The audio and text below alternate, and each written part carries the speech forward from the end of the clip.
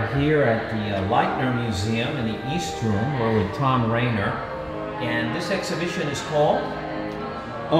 Thinking Small. That's right, Thinking Small. Explain, what are we seeing in this room?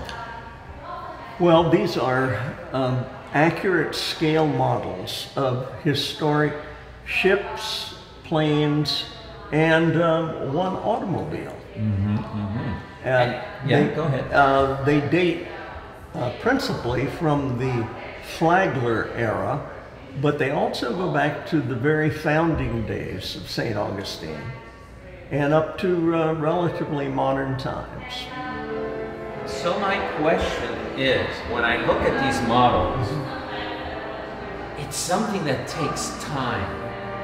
So look at this ship right next to you, the San Pelayo. So how do you even start a project like this? What's the first thing? I guess it's the interest that I'd like to make a model of this ship. Yes. But once that comes in your mind, what's the rest of the process here? Well, there's a great deal of research involved, especially with the San Pelayo and very early ships. There frequently are no good plans or drawings available.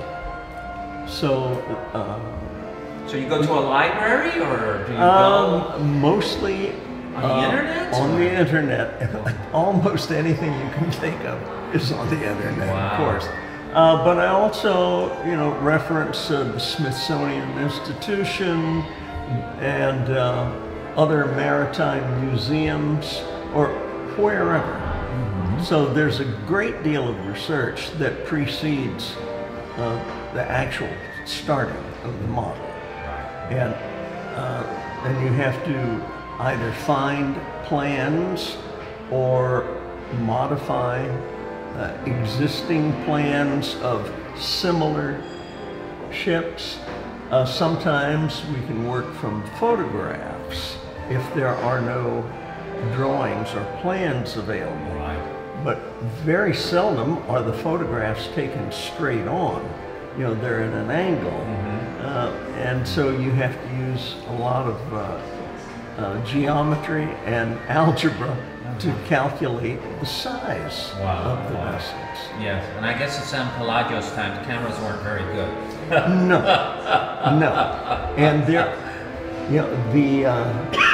the Spanish kept meticulous written records, but the only visual records we have are of paintings by artists who are known to embellish. Yes, of course. And there are a few crude models that were made at the time. Okay.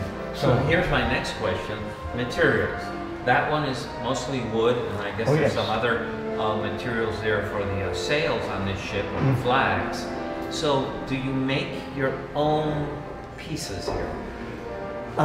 You can buy scale size lumber that are cut very accurately to specific dimensions. I buy a lot of things from the Northeast Scale Lumber Company. Okay, all right.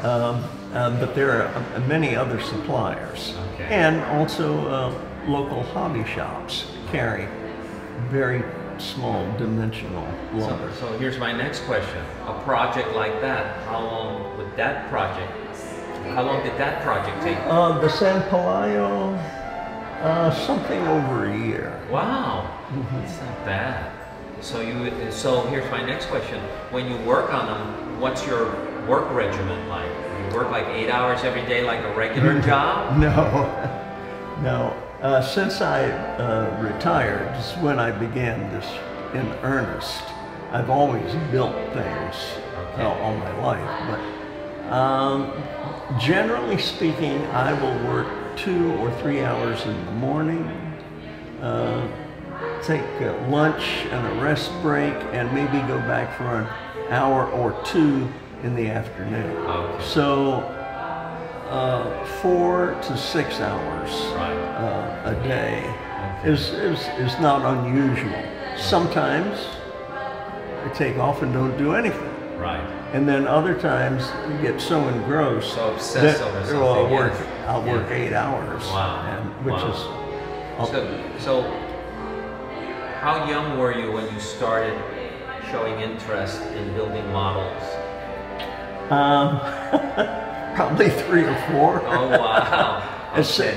As soon as I was old enough to hold a hammer or pick up a saw, I wanted to make things. All right, so here's my next question would be, do you remember your first complete model? My first complete model? Not really. Okay. Not really, but one of the earliest ones that you can remember. Well, I remember my parents wanted a Christmas display, so I made Santa and his 8 tiny reindeer, and the little sleigh and that sort of thing. And we had it in the family for years. It fit on the mantelpiece, and. But how many models you think are in here? Oh, about a dozen. About a dozen. You have many more, I guess. There's several more. Not everything I built is here. Right. And a number were purchased by people who don't live in St. Augustine, and so they've gone heaven knows where. All right. Is there one model in particular of all the models you've done that has a close relationship with you because of what it was or how challenging it was? Well, they all do for the moment. The one I'm working on at any given time is my favorite. All right. Okay. I just recently completed a model for the St. Augustine Alligator Farm. All right. It's not here because it's going to be on display. And it is an Egyptian boat.